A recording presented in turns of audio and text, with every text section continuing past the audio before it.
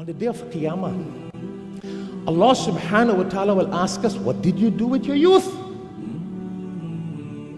What are we going to say? And do you know the prestige of youths? If a youth spends his or her time properly in the path of Allah, doing good things. I used to propagate hadith and Quran on Facebook and email and text. MashaAllah. People who propagate and do good things.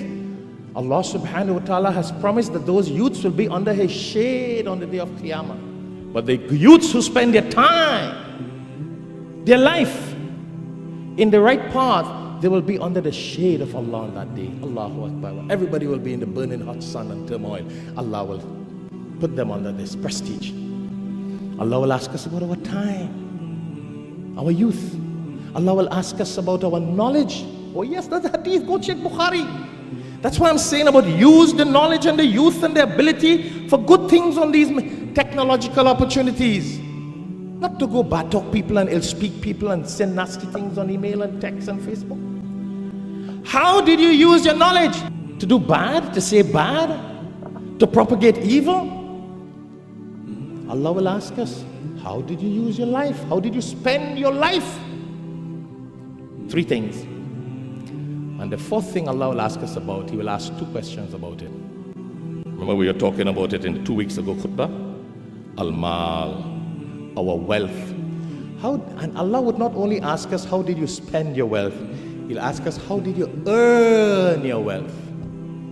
You earn it haram? All right, brother, leave that in the hands of Allah. And then how you spent it. Youth, 1 question. Knowledge, 1 question. Life, 1 question. Wealth, how you earned it and how we spent it.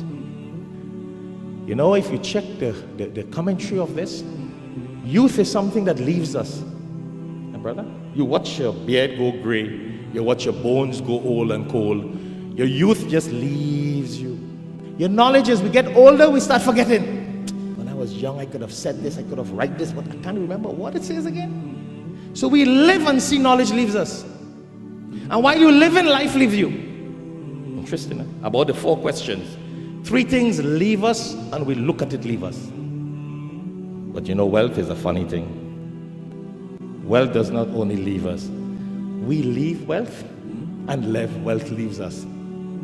Check the philosophy of that. When you're here, if you don't use what you have, you die and leave it. It doesn't leave you. Knowledge leaves you before you die. All these things as you get older in life, in the process of death and life. But we leave all the wealth because people don't hoard youth, they don't hoard life, they don't hoard knowledge. But wealth, we hoard it. And then we die and go and we leave it. And not only do we leave it, but it also leaves us and other people take it. That's a serious point to ponder over. In some other khutbah, we'll talk about the advantages and disadvantages of wealth and how it could be very dangerous if we don't control it and if we allow it to control us. May Allah subhanahu wa ta'ala bless us and guide us, inshallah.